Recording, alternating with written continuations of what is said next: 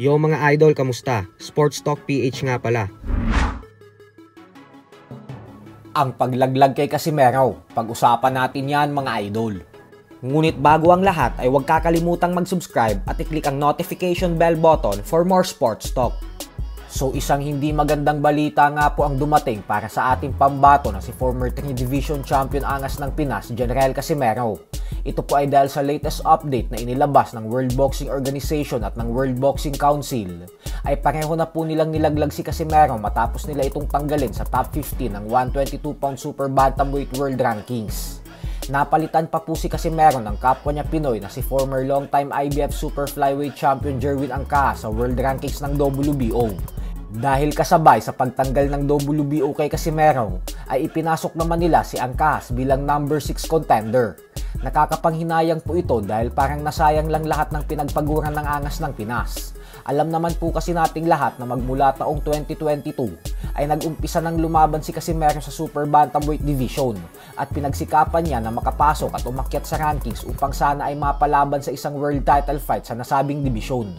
Pero dahil po sa paglaglag sa kanya ng WBO at WBC, ay parang nabaliwala lang ang lahat ng naging laban niya sa Super Bantamweight Division sa nakalipas na 3 taon. Kumbaga ay maliban sa kinita niyang pera sa mga laban na ito, ay tila wala talagang naging saysay para sa kanyang legasiya yung mga ibinigay na laban sa kanya ng former Japanese promoter niya na si Masayuki Ito.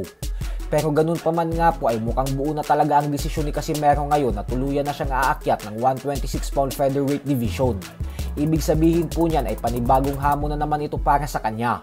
At kakailanganin niya na naman lumaban ng madaming beses at tumalo ng madami-daming fighters bago siya tuluyang makapasok sa world rankings. Mismong si Casimero na din ang nagsabi na tinatarget niya daw ngayon maging isang 4 division champion. Kaya dito po natin makikita kung kakayanin ba ng kanyang bagong promoter na si Koki Kameda na mabigyan ng world title fight ang Angas ng Pinas sa hinaharap. Oras at panahon na po kasi talaga ang pinakakalaban ngayon ni Casimero dahil may edad na siyang 36 years old.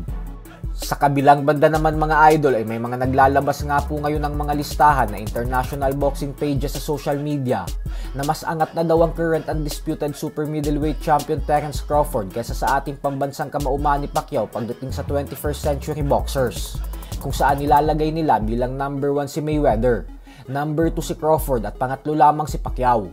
Pero malaking pagkakamali po ito. Alam naman nating lahat na mahirap talaga ang ginawa ni Crawford na maging 3 division undisputed champion at maging 5 division champion. Pero sadyang sa panahon po kasi nila Pacquiao ay hindi naman uso ang maging undisputed champion. Kasi sa oras na hawak mo na ang lineal title, ayun na ang parang undisputed sa kanila. Kasi pinaglalabanan lang ang lineal title kapag maliwanag na yung dalawang pinakamalakas sa dibisyon ang magtutuos. At para po sa mga hindi nakakaalam ay si Pacquiao din ang may hawak ng record bilang nag-iisang 5 division lineal champion sa kasaysayan ng boxing.